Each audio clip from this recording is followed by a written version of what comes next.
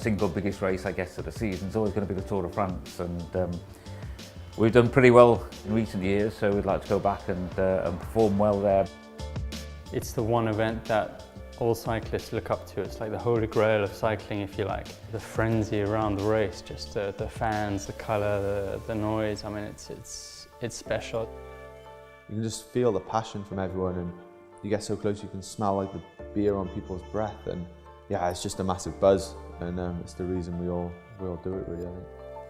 The tour is fantastic. When you're there, it's intense. There's so many people. It is a different world, really. Yeah.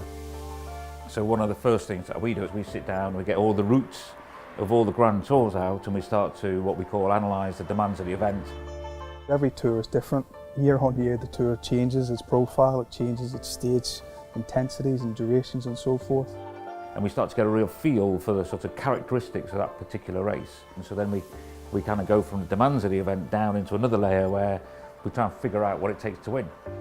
You know, I think you've got the physical side, the mental side, an equipment side, aerodynamics and nutrition. When we say nutrition, we're really talking about fueling, recovery, of immune and health, and getting to the right body composition.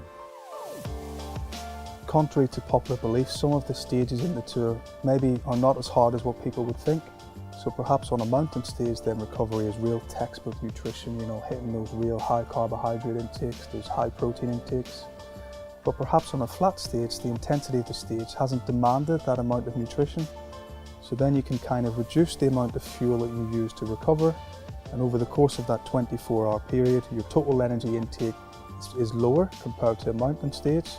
Then over the course of the 3 weeks, that day by day, stage by stage nutrition ensures that we try and stay right at that peak level of body composition that we need to fuel winning performances. Nutrition is a massive part now, especially on the road. The more climbs you go up, the more that your nutrition and your weight and your diet and everything affects you, really. And throughout a Grand Tour, you do well over 30 hours, so you know you need to be able to be at your optimum level, but obviously not putting weight on or losing weight. So it's a fine balance, and something that I'm certainly working more and more at as the years go by, really.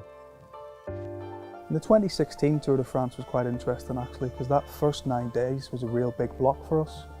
So we had to make sure that we fueled really well. We had to manage people's body compositions to keep us fresh for week 2 and week 3. And I think that close attention to the first 9 days in 2016 really made sure that we were fresh for the second and more importantly for the 3rd week. And that's when we really showed our true strength in numbers. The Tour de France in 2017 is going to be a really tough challenge for me, given there aren't many summit finishes. It's very, very low in time trial kilometers as well. So there aren't many opportunities to really make a difference in the race.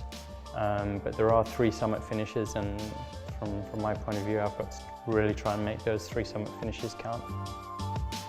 You know, Chris has developed really well, and I think not just his physical side, but just also the mental side. The biggest thing I've learned is the way in which he takes people with him and the way he talks to his teammates. That's one of the key elements for being a tour leader, taking the team with you.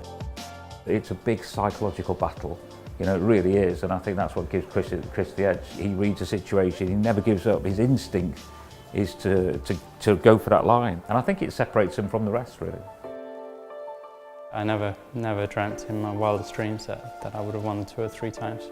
It's just such an amazing experience. You go through such a journey with your teammates and that support team around you, all the build up to the Tour and all the hurdles along the way, and it's a massive challenge. And to win a race like that, it's such a special feeling. So it's hard not to be motivated to want to go back there and do it again.